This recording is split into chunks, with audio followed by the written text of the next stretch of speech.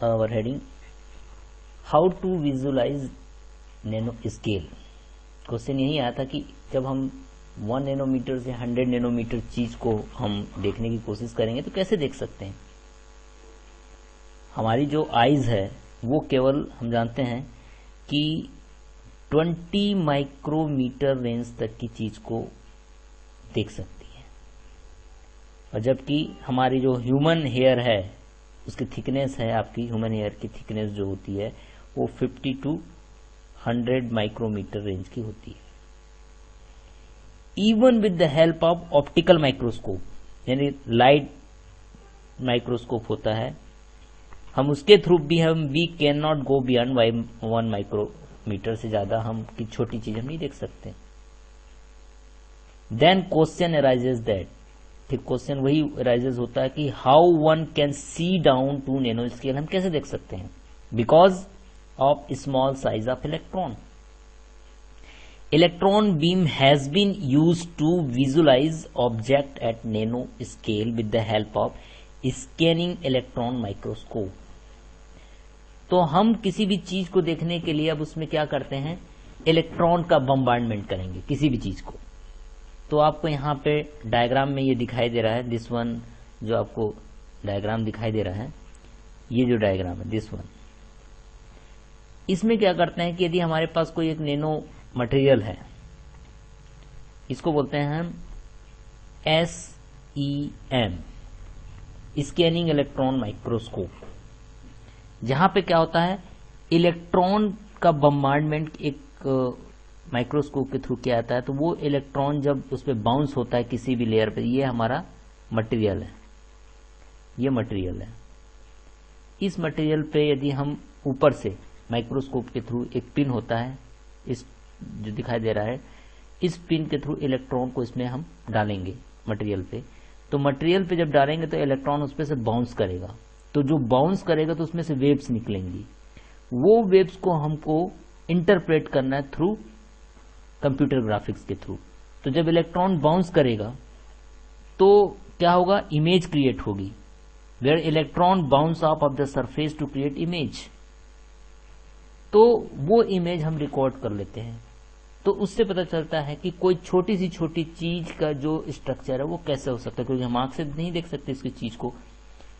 We can never visualize with through the naked eye, क्योंकि हमारी नेक die केवल 20 micrometer की रेंज, हम यहाँ पे 1 नैनोमीटर की बात कर रहे हैं।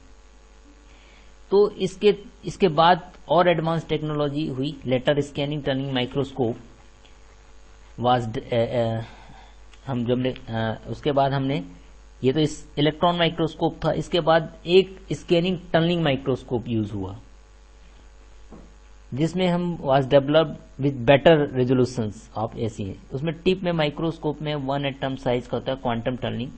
इलेक्ट्रॉन जो होता है टिप और सरफेस दोनों के बीच में एक करंट फ्लो करते हैं। तो जो करंट फ्लो करेंगे, जिसमें आपको डायग्राम में दिखाई दे रहा है, इसमें यही होता है। इसमें थोड़ा एडवांसमेंट है, इसी को हम बोल देते हैं एडवांस टेक्नोलॉजी के थ्रू इसको नाम दिया है हमने, इसी में ही थोड़ा किया STM, यानी स्कैनिंग टर्निंग माइक्रोस्कोप। तो इसमें जब हम दोनों के बीच में जब इलेक्ट्रॉन फ्लो करते हैं तो क्या होता है, electron the strength of the current and how it change over time can use to create image of the surface of the substance. तो धीरे धीरे हम डिफरेंट टाइप के माइक्रोस्कोप यूज करते गए, और हमने एडवांस टेक्नोलॉजी के थ्रू जो अब रिसेंटली यूज किया जा रहा है किसी नैनो टेक्नोलॉजी को, नैनो स्ट्रक्चर को पहचानने के लिए, उसको बोलते हैं AFM,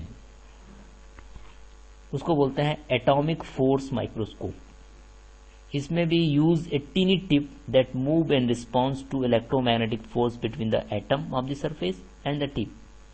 तो वो जो टिप होता है, जो आपको ये टिप दिखाई दे रही है, दिस वन इज टिप, ये टिप अप एंड डाउन करती रहती है। तो इलेक्ट्रॉन के मूवमेंट को वो रिकॉर्ड करती है। The motion is recorded and electronic image of the atomic surface is form, जो हमें यहाँ पे स्क्रीन पे दिखाई देती है। ये स्क्रीन है, यहाँ पे हमें वो चीज दिखाई देती है। तो इसके थ्रू एटॉमिक फोर्स माइक्रोस्कोप के थ्रू हम देखते हैं। तो हमारे पास 3 माइक्रोस्कोप थे। सबसे पहले हमने scanning electron microscope, then scanning turning microscope, and latest that is called AFM, atomic force microscope. तो इस ढंग से हम डे बाय डे टेक्नोलॉजी को एडवांस करते गए और हमने ये देख लिया। तो एटॉमिक फोर्स माइक्रोस्कोप में क्या होता है, tiny tube moves up and down in response to the electromagnetic force between the atom of the surface and motion is regarded. And scanning tunnel microscope में क्या होता है, flow of electric current between the tip and surface and the strength of the current is used to create an image of atomic surface. So this is the two process. With the help of these two microscope we can create a image of nano scale structure of material, nanomaterial. तो nanomaterial के structure को हम easily form out करते हैं इस दोनों